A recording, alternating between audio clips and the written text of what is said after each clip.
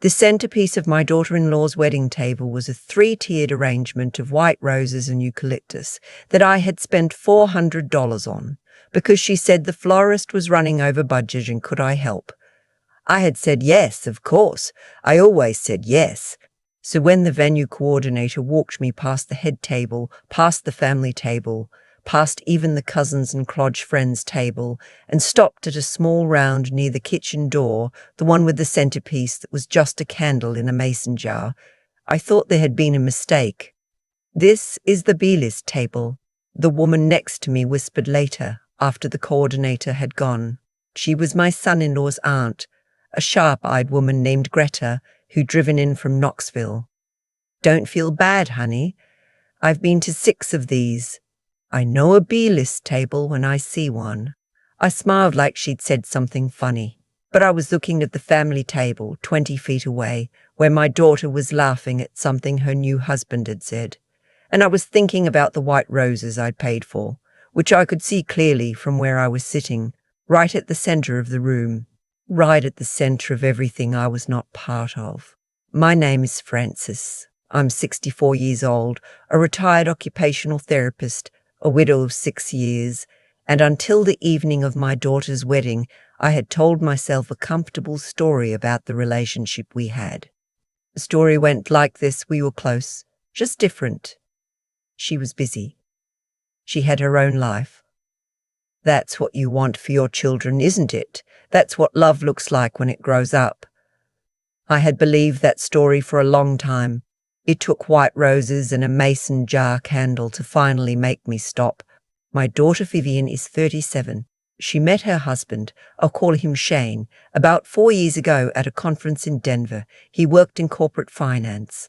He was handsome in an angular, certain kind of way, the kind of man who always seems to know which restaurant to pick and which bottle of wine to order, and who makes you feel slightly like you've been making the wrong choices your whole life. Vivian had never dated anyone like him before. She seemed a little dazzled, and I suppose I understood that, even if something quiet in me said to pay attention. The changes came the way they always do, gradually and then all at once. Shane called me Frances from the beginning, which was fine. I never expected anything different. But after the engagement, Vivian started calling me Frances too sometimes, when Shane was around. Just in conversation. "Frances thinks we should do the rehearsal dinner downtown. Frances offered to help with the seating chart." Like I was a neighbor who had wandered in and made herself useful. I didn't say anything. I tucked it away. Then came the requests. Could I drive up to their apartment in Charlotte and help address invitations? Could I bring my car to carry things to the storage unit? Could I take a few days off to help Vivian look at venues? Each time I drove the 2 hours from Asheville and I helped. Because she was my daughter, and because somewhere in me was the belief, the iron deep belief that I had never examined closely enough, that this was what you did. You showed up. You made yourself available. You didn't complain. I was the only one showing up. Shane's parents flew in from Phoenix twice for venue tours, once for the cake tasting. They stayed at a hotel downtown and had dinner at nice restaurants, and Vivian drove them around like they were guests she wanted to impress. When I came, she handed me a list. I noticed. I just didn't say anything about it. The week before the wedding, I drove to Charlotte with a trunk full of things Vivian had asked me to bring. Fabric samples she'd left at my house. A box of programs I'd picked up from the printer because the shop was closer to Asheville. A garment bag with the flower girl dress I'd hemmed by hand because the seamstress had cancelled. When I arrived, Shane's mother, a polished woman named Diane, who wore ballet flats and a tennis bracelet, was sitting at Vivian's kitchen table with a glass of wine, looking at photos on Vivian's laptop. "Oh, you're here," Vivian said, already reaching for the garment bag. "Did you bring the programs?" I had. I set the box down. Diane smiled at me pleasantly and turned back to the laptop. I stood in the kitchen for a moment, waiting for something I couldn't name. "Need to put the fabric samples in the guest room," Vivian said. Shane's brother is staying there, but there's a shelf in the closet. Shane's brother. In the guest room. I was staying in a hotel. I had booked it myself because when I'd asked Vivian where I should stay, she'd said, "Oh, there are some nice places near the venue." No offer, no hesitation, just the quiet, efficient assumption that I would figure it out. And it would cost me, and that would be fine. It cost me $230 a night for 3 nights. I didn't mention it. The morning of the wedding, I got a text from Vivian asking if I could arrive early to help with setup. I got there at 9. I moved chairs. I arranged the escort card table. I held the end of a banner while someone on a ladder stapled the other end.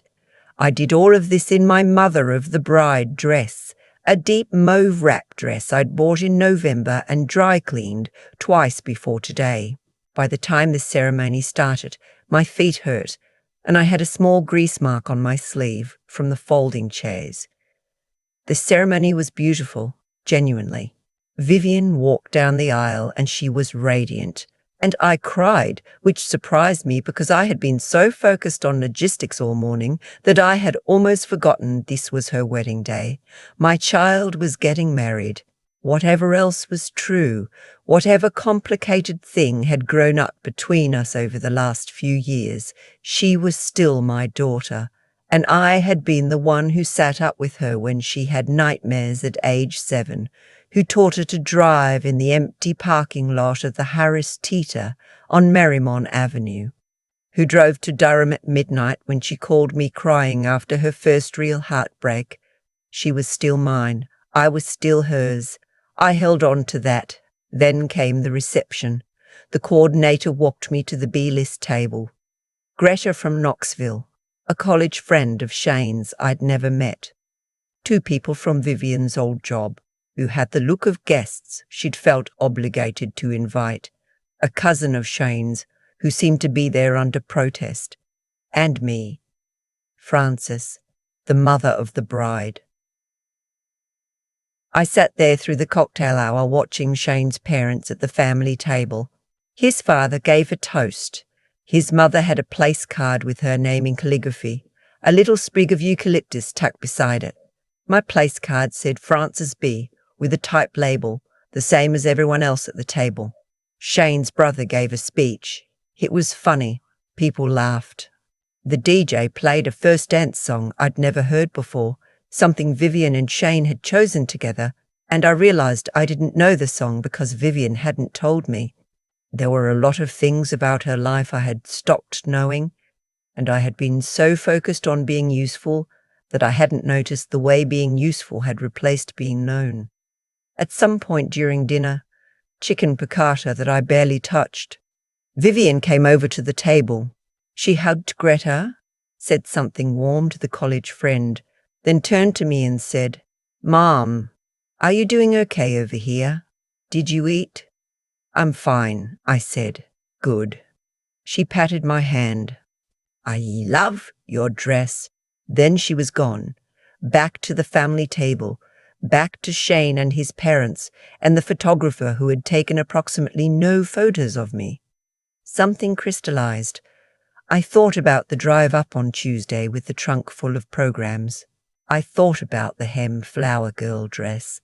I thought about the $400 in white roses scented in the room I was sitting at the edge of.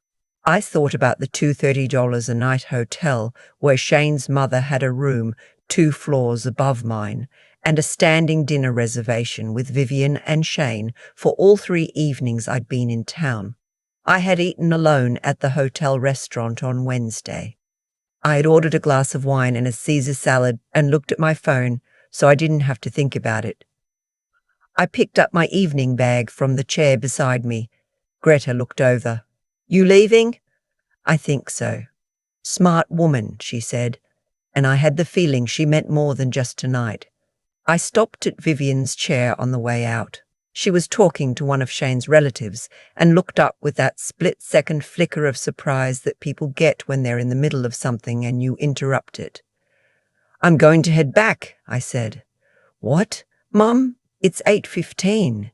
"I know. I'm tired." She stood up and moved a few steps away from the table, lowering her voice. "You're doing this on purpose. I'm going back to my hotel." "Mom." Her voice had that edge, the one she'd developed somewhere in the last few years, that meant, "You're being difficult. I need you here." I looked at her. "For what?" She didn't answer, and in the silence I realized that the honest answer was for nothing specifically. I wasn't at the head table. I wasn't in most of the photos. I hadn't been included in the rehearsal dinner toasts the night before. I'd found that out after, when Diane showed me a video on her phone, and I saw that 3 different people had spoken about Vivian and Shane, and not one of them had been me. I was there to help, and to sit quietly and to be available if something was needed, and otherwise to take up as little space as possible. "I love you," I said. "I hope tonight is everything you wanted. I'll call you next week." I walked out through the side door of the venue, past the cocktail tables still scattered with appetizer plates, into the October night air. A valet gave me my car without me having to wait. The drive back to the hotel was 12 minutes, and I spent most of it not thinking about anything at all. I didn't cry until I was in my room, and even then it wasn't the loud, collapsing kind of crying. It was quiet, more like something releasing than something breaking. My son called at 10. He lives in Portland. His name is Owen. He's 32, works in landscape architecture, and someone must have texted him because he opened with, "I heard you left early. Are you okay?" "I'm fine," I said. Then, because it was Owen and I had never learned to be dishonest with him, "No, not entirely." "Tell me."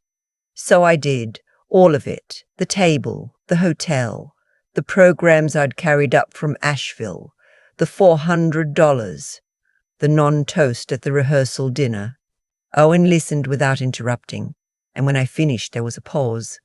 "Mom," he said, "I've been watching this for 2 years. Watching what? The way she treats you, the way Shane kind of rewrites the family hierarchy and Viv just goes along with it. I tried to say something at Christmas, remember? You told me I was being unfair to her." "I did remember." Last December, Owen and I had done dishes together after dinner, while Vivian and Shane watched something in the living room, and he'd said quietly, "Does she treat you like this when I'm not here?" I had told him he was misreading it, that Vivian was just navigating a new marriage, that I needed to give her space. "I wasn't ready to hear it," I said now. "Are you ready now?" The hotel room was generic and beige, and the heater was making a sound like it was thinking about stopping. I was sitting on the edge of the king bed in my mauve dress with my shoes off. "Yes," I said. "I think I finally am. Come to Portland for Thanksgiving," he said. "No obligations, no lists, no setting up someone else's life, just come." I thought about what Thanksgiving in Asheville would look like, waiting to see whether Vivian would call, making a turkey for one. I thought about the version of myself I'd been bringing to family events for the past few years, efficient, accommodating, present when useful, invisible otherwise. "Okay," I said. "I'd like that." Portland in November was the kind of cold that is honest about itself. Owen's house was small and slightly cluttered in the way of someone who works with their hands and keeps project materials everywhere, and it was the most comfortable I'd felt in months. He had a dog named Biscuit who decided I was her person within about 40 minutes and did not waver from that position for the entire visit. Owen didn't need anything from me. He cooked half the Thanksgiving meal himself and let me do the other half because I wanted to, not because he'd handed me a task list. We ate at his dining room table with 2 of his friends, a couple who brought a very good bottle of Willamette Valley Pinot Noir, and Biscuit sat between my chair and the wall and periodically rested her head on my knee. "You seem different," Owen said on the last evening while we were cleaning up. "Different how?" "Less braced," he said, "like you're not waiting for something bad to happen." I thought about that. He was right, I realized. For years, I had been slightly braced. slightly preemptive, always doing a small, quiet calculation in the background of every family interaction. What is needed? What do I have to give? What will happen if I give less? I had been managing things before they could go wrong, and I had been so focused on managing that I had stopped asking whether the thing I was managing was actually mine to carry. Vivian called 3 times while I was in Portland. I let the first 2 go to voicemail. The messages were short. Mum, we need to talk. Can you call me when you have a minute? Not angry, not apologetic. Transactional, the way her communications had gotten. The 3rd time, I answered. Where are you? She said. Owens, Portland. A pause. For how long? I came for Thanksgiving. I'm heading home Sunday. I've been trying to reach you. I know. I sat down in Owen's reading chair, the dog at my feet. I needed some time. Mom. Her voice shifted. I know you're upset about the seating, but the coordinator handled all of that. And there was a whole mix-up with the family table because Shane's uncle brought a date at the last minute. And Vivian. I said her name clearly, not harshly. I don't need you to explain the seating. I need to tell you something. Silence. I've been available for you in a way that hasn't felt like a relationship in a while. It's felt more like a service. And I don't think either of us really noticed it happening, but I'm not willing to keep going the way we've been going. I don't know what that means. It means I'm done driving to Charlotte to pick up slack that could be handled differently. It means when I come to visit, I'd like to actually be with you, not handed a task list. It means I want to be a person in your life, not a resource. That's not fair. I asked Shane's mother to help with things too. Diane was at the family table, I said, and left it there. Another long silence. I could hear something in the background, a TV maybe, or traffic outside wherever she was. I didn't think about it that way, she said finally. I know I didn't either for a long time. We didn't resolve anything on that call, but something had shifted. The way it does when you finally say a true thing out loud and can't put it back. Vivian was quiet for most of the end of the call, and when she said goodbye, her voice was less clipped than usual. Something in it had loosened. I went home to Asheville. My house, a craftsman bungalow on the west side of town that my husband Randall and I had bought in 1997, had been waiting for me the way houses do, quietly and without complaint. I walked through it after Portland and saw it with new eyes, the way you sometimes can after time away. It was full of things that had accumulated without me really deciding. A high chair I'd bought 2 years ago in hope, Vivian's old field hockey equipment in the hall closet. A kitchen table big enough for 8 people when 6 years of Sunday dinners had proven that usually it was just me. I spent December reorganizing. Not in a grief-fueled, throwing things away way, but in a deliberate way. I moved my writing desk to the better window. I replaced the big kitchen table with a smaller one I found at an estate sale, a round walnut table with 2 leaves you could add when needed. I used the space where the old table had been for a reading corner, which I'd always wanted, but never made room for because the room was supposed to be for other people. In January, I got a text from Shane. That surprised me. Shane and I had exchanged maybe 15 texts in the entire 4 years I'd known him, and they were all things like, Vivian's phone died, she says she's on her way, or thanks for the holiday card. This one said, Francis, I hope you're well. I owe you an apology, and I'd rather do it properly than by text if you're open to a call. I sat with that for a day.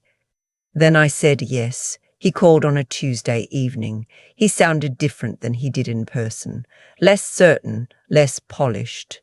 He said that Vivian had told him about our conversation and that he'd been doing some thinking and that he realized he had let a dynamic develop where I was treated less like family and more like a convenient fixture. He said it like a man who had worked out what he needed to say and then made himself say it anyway, which I respected. He talked about his own family, the way his parents hosted and included and organized. and how somewhere in the wedding planning he had let their way of doing things become the default, without thinking about what it meant for me. He said, "I think I crowded you out without realizing I was doing it. And Vivian let me because that's what she does when she doesn't want conflict. And none of us said anything until you left your own daughter's wedding at 8:15. I almost said it wasn't quite like that, but it was almost exactly like that. Thank you, I said. That means something. Vivian would call you herself, but he paused. She's working up to it. You know how she is. I did know how she was. I've been knowing how she was for 37 years. Tell her there's no deadline, I said. I'll be here. She called in February. It was a long call, and parts of it were uncomfortable, the kind of conversation where you have to sit with the discomfort rather than smooth it over, which neither of us had been very good at. She said she had gotten so focused on being the wife Shane expected that she had started treating me the way a daughter-in-law treats a mother-in-law rather than the way a daughter treats her mother. She said she didn't know when that had happened. She said she missed me. I told her I'd been enabling it, that every time I showed up with a trunk full of things I'd done without being asked, every time I absorbed a slight without naming it, I had been teaching her that this was the relationship we had, that it was my failure as much as hers. That doesn't make it okay, she said. No, it doesn't, but it means we both have work to do. We started over, carefully, phone calls that were actually conversations rather than logistics. A visit in March, where I came to Charlotte and stayed in a hotel by choice, because I genuinely like having my own space, and we had dinner 2 nights in a row at places I wanted to try, and she showed me around a neighborhood she loved, and I was a person she wanted to show things to, rather than a person she needed to manage. Shane was different too. He asked about my life, my garden, the memoir writing class I'd started at the community center, my book club. He remembered things I mentioned and asked about them later. It was small, but it was consistent, and consistency is what actually changes things. In April, I updated my will. I'd been meaning to do it for years, since Randall died, really, and I'd kept putting it off. My attorney, a patient woman named Fiona, who I'd been working with for 8 years, sat across from me in her office off Pack Square and asked how I wanted to handle things. I told her, equal shares to Owen and Vivian, but Vivian's portion would go into a trust administered by Owen with distributions contingent on documentation of at least 2 years of family therapy, not couples therapy, family therapy, the kind that would include our relationship. The condition wasn't punitive. It was, I realized as I explained it, an act of care, real care, not the performance of it. You don't just want your children to receive things, you want them to be well. Fiona looked at me over her reading glasses. That's a significant condition. It's a significant inheritance. She nodded and wrote it down. Summer came. Owen visited Asheville in July with his partner, a quiet, funny man named Isaac who asked good questions about Randall and seemed genuinely interested in the answer. We took them up to the Blue Ridge Parkway and had a picnic at a pullout with a view that Randall had always loved. And I told stories about when the kids were small and would come up here with a cooler and a bad road map and the general sense of adventure. Owen laughed at the ones he remembered. Isaac took careful note of the ones he hadn't heard before. On the drive back, with Owen and Isaac in the back seat, the windows down and the evening coming on gold over the ridge, I thought about the version of myself that had been sitting at the B-list table in a mauve dress 8 months ago, watching a room she paid to decorate, trying to figure out how to take up less space. I was done taking up less space. In September, Vivian asked if they could come to Asheville for Thanksgiving. Both of them maybe stay a few days. She'd been in therapy since March, her own decision, before I'd said anything about the will, which mattered to me. She said she wanted to try doing things differently. I said yes. I set some parameters, the way you do when you're building something new. They would stay at the hotel downtown, the nice one near the river that Randall and I used to recommend to visiting friends. Meals at my house at specific times. I would cook because I wanted to, not because it was expected, and at no point would anyone hand me a list. They arrived on Wednesday afternoon. Vivian came through my front door and stood in the living room and looked around with an expression I hadn't seen on her face in years, something soft and uncertain. "You changed the kitchen table," she said. "I did. I needed something that fit my actual life." She looked at the reading corner, at the herbs in the window, at the family photo on the wall, one I'd recently reframed, one that was just the four of us, me and Randall and Owen and Vivian, from a camping trip in 2001. "I forgot that photo existed," she said quietly. "I almost put it away," I said. "I'm glad I didn't. Thanksgiving was imperfect and real." Vivian burned the rolls and laughed about it. Shane washed dishes without being asked, twice. Owen called at noon, and we put him on speaker while I made gravy, and he and Vivian argued cheerfully about whether cornbread stuffing was better than the herb stuffing I'd been making their whole lives, and I let them argue and added more sage and said nothing. After dinner, Shane went to take Biscuit. Owen had asked me to watch her for the week, for a walk. Vivian and I sat at my small walnut table with tea, the leftovers wrapped in the fridge, the kitchen quiet. "Mom," she said, "I'm sorry it took this long." "I'm sorry it took this long. I'm sorry too," I said. I let it go longer than I should have. She reached across the table and took my hand, the way she used to when she was small, and something had frightened her. "Are we okay?" she asked. I looked at her, my daughter 37 years old, asking me that question with the same face she'd had at 7, the same face I'd been the first person to see. "We're getting there," I said. "That's better than okay." We sat like that for a while, the evening coming in through the windows, the clock on the mantel doing what it always had, and I thought about something Owen had said in Portland, that I seemed less braced. I tested the feeling now, checked for the low hum of calculation, the background anticipation of disappointment. It wasn't there.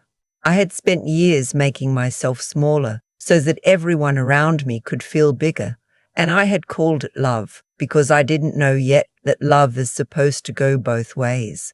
Now I knew. I had earned the knowing, the hard way, the way most real things are earned, and I wasn't going to unlearn it. The table was the right size, the room was mine. And for the first time in a very long time, so was I. I kept thinking about that walnut table I bought at the estate sale. The old one had 8 chairs, and I'd spent years keeping all of them available just in case. Just in case someone needed a place. Just in case my presence could be made more useful by being more accommodating. I had organized my entire life around that just in case, and what it got me was a mason jar candle and a seat near the kitchen door at my own daughter's wedding. That's how these things work, I've learned. Not dramatically, not all at once. A relationship doesn't become a transaction overnight. It happens through 100 small moments where you say yes when you wanted to say something else, where you absorb a slight instead of naming it, where you tell yourself that love means making yourself smaller so someone else can feel more comfortable. Each time you do it, you teach the people around you that this is who you are and what you'll accept. Vivian didn't wake up one morning and decide to put me at the B-list table. I had been teaching her, without knowing it, that I would sit wherever I was placed. That's the part I had to sit with. Not just Shane's thoughtlessness, not just the seating chart, but my own role in all of it. It takes real honesty, the kind that's uncomfortable and doesn't make you look good, to look at a situation where you've been genuinely wronged and also ask what you contributed. I had confused self-sacrifice with love for so long that I didn't know the difference anymore. Loving someone well means staying present enough in your own life to actually show up as a person in theirs. A person they can push back against, disagree with, have a real relationship with. Not a resource they schedule. The night I walked out of that reception was the first time in years I had acted from my own sense of what I deserved rather than from fear of inconveniencing someone.